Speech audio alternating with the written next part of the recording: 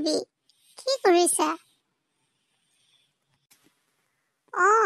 বাইদেউ ৰাতিপুৱাই আহিলে যে কিবা দৰকাৰ আছিলে নি? বহকহি। ৰুবি কথা এটা আছিলে। ছোৱালীজনী আমাৰ লিজা আজিৰ পৰা পৰীক্ষা আছে।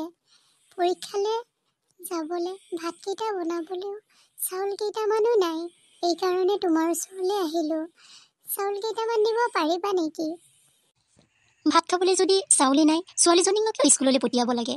এনে পইচা পাতি নাইকিয়া মানুহ। দাদা আৰু আপোনাৰ লগতে পথাৰলৈ নি খেতিতে লগাব পাৰে দেখোন, আপোনাৰো সহায় এটা হ'ব। তেনেকৈ নকবা ৰুবি। তোমাৰ ছোৱালীজনী টিনাক যেনেকৈ মৰম আৰু আদৰৰ মাজত তুলি ডাঙৰ দীঘল কৰিছা, মোৰ ছোৱালীজনীকো আমি তেনেদৰে ডাঙৰ দীঘল কৰিব বিচাৰিছোঁ।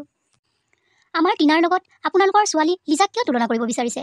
আমাৰ টিনা এখন প্ৰাইভেট স্কুলত পঢ়ি আছে, আপোনালোকৰ লিজা এখন সাধাৰণ বেঞ্চাৰ স্কুলতে পঢ়ি আছে। টিনা আৰু লিজাৰ মাজত আকাশ পাতালৰ পাৰ্থক্য আছে। আমাৰ টিনাৰ লগত কেলে কম্পেয়াৰ কৰিব বিচাৰিছে? বুজি পাইছোঁ ৰুবি, বুজি পাইছোঁ। তুমি আমাক কি বুজাব বিচাৰিছা মই ভালদৰে বুজি পাইছোঁ। ধনীৰ ঘৰত চাবলৈ যাবা, দুখীয়াৰ ঘৰত খাবলৈ যাবা। তোমালোকৰ পৰা চাউল এমুঠি বিচাৰি যোৱাৰ বাবে তুমি মোক বহুত কথাই শুনালা। হ'ব দিয়া, মই যাওঁগৈ, চাউল নেলাগে মোক। ছোৱালীজনীৰ পৰীক্ষা আছিলেও, কি যে হ'ব আজি। মা কি চাই আছে বাৰু? মোৰ পৰীক্ষালৈ যাবলৈ হ'ল নহয়। মাজনী ওলালা নি? খাবলৈ কি আছে দিয়াচোন। ভোক লগা নাই, পিছে পৰীক্ষাৰ কাৰণে বেছি চিন্তা লাগিছে। মাজনী চাহ দিছোঁ আৰু কল দুটামানো দিছোঁ। নহ'লে তোমাৰ পৰীক্ষাৰ মাজতে ভোক লাগিব নহয়। হ'ব মা, যি আছে দিয়া, মই ৰেডি হ'লোৱে। মাজনী পৰীক্ষা ভালদৰে দি ষ্টেণ্ড কৰিব লাগিব। খুৰীয়ে আমাক দুখীয়া বুলি বেয়া পায়। তুমি ভালদৰে পঢ়া শুনা কৰি দেউতা আৰু মোৰ সপোনবোৰ পূৰাব পাৰিব লাগিব। মা, কোনে কি কয় এইবোৰ চিন্তা কৰি নিজৰ সময় নষ্ট নকৰিবা। মই বুজি পাওঁ নহয়, তুমি আৰু দেউতাই মোৰ কাৰণে কিমান কষ্ট কৰিছে। মই বেঞ্চাৰ স্কুলৰ পৰাই ভালদৰে ভাল ফলাফল লাভ কৰিব পাৰিম। হ'ব মাজনী, এইবোৰ মই চিন্তা কৰি থকা নাই। তুমি ওলোৱাগৈ, যোৱা, দেউতাই তোমাক চাইকেলতে থৈ আহিবগৈ। হ'ব মা, আই এম ৰেডি। মেট্ৰিকৰ পৰীক্ষা দিয়া আজি 2 মাহ মানেই হ'ল। লিজাৰ চাগে ৰিজাল্ট দিবলৈ হৈছেগৈ আৰু। ৰিজাল্ট দিয়াৰ পিছত ছোৱালীজনীক ক'তনো এডমিশ্যন দিম ভাবিয়ে পোৱা নাই। ককাইদেউ, ককাইদেউ কি কৰি আছে? ধন বহ, এয়া পথাৰলৈ এপাক যাওঁ বুলি ভাবিছিলোঁ। ককাইদেউ, কথা এটা আলোচনা কৰিবলৈ আছিলোঁ। সেইকাৰণে আপোনাক লগ কৰিবলৈ আহিলোঁ ৰাতিপুৱাই। ক কেইদিনমানৰ পাছত মেট্ৰিক আৰু হাই ছেকেণ্ডাৰীৰ ৰিজাল্ট দিব। ৰিজাল্ট দিয়াৰ পিছত টিনাৰ এডমিশ্যনটো টাউনৰ কলেজ এখনতে ল'ম বুলি ভাবিছোঁ। এইকাৰণে গাঁৱৰ মাটি বাৰী ঘৰ বেছি টাউনতে মাটি অলপ ল'ম বুলি ভাবিছোঁ। কি কয় আপুনি? মোৰ আৰু ক'বলৈ কি বাকী আছে? গাঁৱৰ মাটি বাৰী আমাৰ দেউতাৰ পৈতৃক সম্পত্তি। বেচা কিনা এইটো তোমাৰ লগত কথা। মোৰ তাত মাত মাতিবলৈ অধিকাৰ নাই। খেতিৰ মাটিখিনি নৰেনক দিছোঁ। ঘৰ আৰু বেটি মৌজাদাৰৰ পুতেকে ল'ম বুলি দলিলত চহী কৰিছে। আৰু 2 দিনমানৰ পিছতে ঘৰটো খালী কৰিবলৈ কৈ আছে। টাউনতে সৰুকৈ ঘৰ এটা বনাইছোঁ। যোৱাৰ সময়ত এপাক ওলাব, চাই আহিবগৈ। ধন, আহা বহা, চাহ একাপ খাই যাবা। হ'ব বৌ, মই দেৰি কৰি নাথাকোঁ। স্কুল যাবৰো হ'ল। ভাত বাঢ়িছে চাগে, মই যাওঁ, বেলেগ দিনা চাহ খাবলৈ আহিম। টাউনত ঘৰ বনাইছে, খবৰ দিবলৈ আহিছে। গাঁৱৰ মাটি বাৰী বেচিব। হ'ব দিয়া, আপুনি এইবোৰ চিন্তা কৰি থাকিব নালাগে। তাৰ নিজৰ ব্যক্তিগত কথা, আমাৰ মাত মাতিবলৈ দৰকাৰ নাই।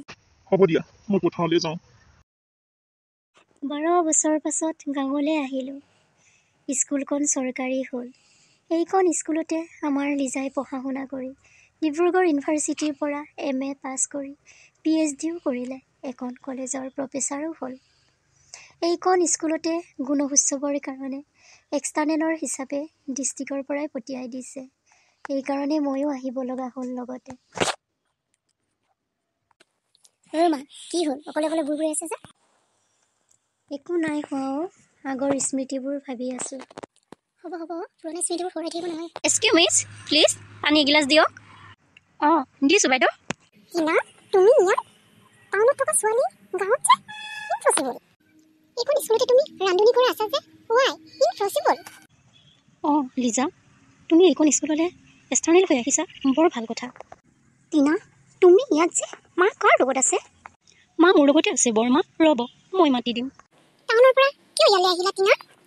কি ক'ম লিজা, এইবোৰ সকলো ভগৱানৰ লিখন। গাঁৱৰ পৰা অহা 5 বছৰৰ পাছত দেউতাৰ হাৰ্টৰ ষ্ট্ৰোক হয় আৰু সকলো পইচা পাতি দেউতাৰ চিকিৎসাৰ নামতে খৰচ হয়। তাৰ পাছত দেউতাৰ মৃত্যু হয়। দেউতাৰ মৃত্যুৰ পিছত মা আৰু মোৰ চলিবলৈ বৰ কষ্ট হৈছিল। এইকাৰণে আমি গাঁৱৰ ঘৰলৈকে গুচি আহিলোঁ আপোনালোকক বিচাৰি। ইয়াতে মই প্ৰদীপ্তা নামৰ ল'ৰা এজনৰ লগত বিয়া পাতি এইখন স্কুলতে ৰান্ধনি কৰি কোনোমতে চলি আছোঁ অ' লিজা, কোনোমতে চলি আছোঁ। কোনোমতে চলি আছোঁ অ' লিজা, কোনোমতেই চলি আছোঁ। ৰ'বা মই মাক মাতি দিওঁ। মা আহাচোন চোৱাহি, বৰমা আৰু লিজা আমাৰ স্কুললৈ আহিছে।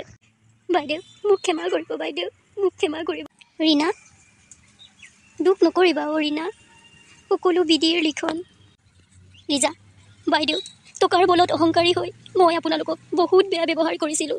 তাৰ বাবে মই ভুক্তভোগীও। মোক ক্ষমা কৰিব বাইদেউ, মোক ক্ষমা কৰিব। দুখ নকৰিবা অ' ৰুবি, দুখ নকৰিবা। সকলো বিধিৰেই লিখন। বেঞ্চাৰ স্কুলত পঢ়া শুনা কৰিও বহুতো মানুহ ডাঙৰ ডাঙৰ অফিচাৰ, প্ৰফেচাৰ হৈছে। ভগৱানৰ কৃপাত আমাৰ লিজাও এখন কলেজৰ প্ৰফেচাৰ, গুণোৎসৱৰ এক্সটাৰ্নেল হিচাপে এইখন স্কুলতে নিয়োগ হৈছে। তাৰ বাবে ভগৱানৰ ওচৰত সদায় কৃতজ্ঞ হৈ ৰ'ম। মই মোৰ ভুল বুজি পাইছোঁ বাইদেউ। পঢ়া শুনাৰ লগত বেঞ্চাৰ, প্ৰাইভেট বুলি কোনো কথা নাই। ভালকৈ পঢ়া শুনা কৰিলে সকলোতে ভাল। মই মোৰ ভুল বুজি পাইছোঁ অ'।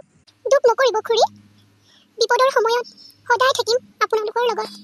হ'ব, এতিয়াৰ পৰা আমি সকলোৱে মিলি জুলি একেলগে থাকিম। হ'ব বৰমা, এতিয়া আমাৰ ঘৰলৈকে ব'লক।